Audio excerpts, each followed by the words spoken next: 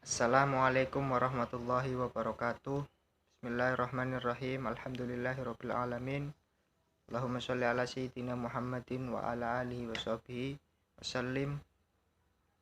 Kepada yang terhormat Bapak Muhammad Ghufron MSI selaku pengampu mata kuliah Tafsir Tarbawi, saya Ardana NIM 2220097 akan mempresentasikan makalah dengan judul Pendidikan Pengetahuan Dasar. Baiklah, langsung saja yang pertama yaitu mengenai pengertian pena.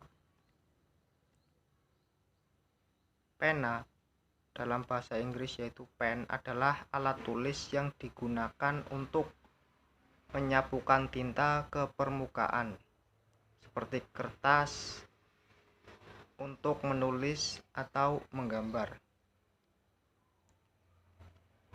Kemudian pengertian potensi. Potensi berasal dari bahasa Inggris to potent yang berarti keras atau kuat. Yang selanjutnya pengertian berkarya. Berkarya artinya mengerjakan suatu pekerjaan sampai menghasilkan suatu yang bermanfaat bagi semua orang. Selanjutnya tafsir Al-Qalam ayat 1 sampai 2. Menurut tafsir Al-Azhar, ada tafsir yang mengatakan bahwa nun itu bukanlah semata-mata huruf nun lengkung bertitik satu di atas, yaitu huruf yang bermakhraj di pertemuan ujung lidah dengan ujung langit-langit dan dikeluarkan melalui hidung yang dinamai dengan huruf sengau. Nun adalah nama sebangsa ikan besar di laut, sebangsa ikan paus. Ikan itulah yang menelan Nabi Yunus ketika beliau meninggalkan negerinya karena kecewa melihat kekufuran kaumnya.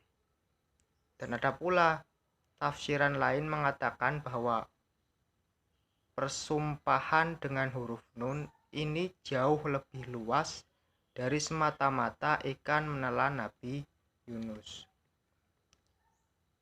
Selanjutnya kolam itu disebut juga pena yang diambil atas sumpah utama oleh Tuhan di permulaan ayat ini. Ada yang menyatakan bahwa yang mula-mula sekali diciptakan oleh Tuhan dari makhluknya ini tidak lain ialah kolam atau pena.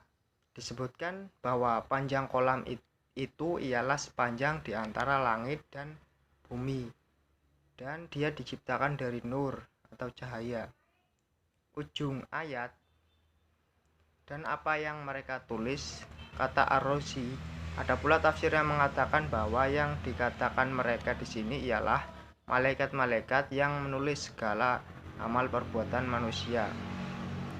Kemudian ayat kedua, tidaklah engkau dengan hikmat Tuhan engkau seorang yang gila. Ayat ini adalah satu bujukan atau hiburan yang amat halus penuh kasih sayang dari Tuhan kepada Rasulnya, yaitu Nabi kita Nabi Muhammad SAW.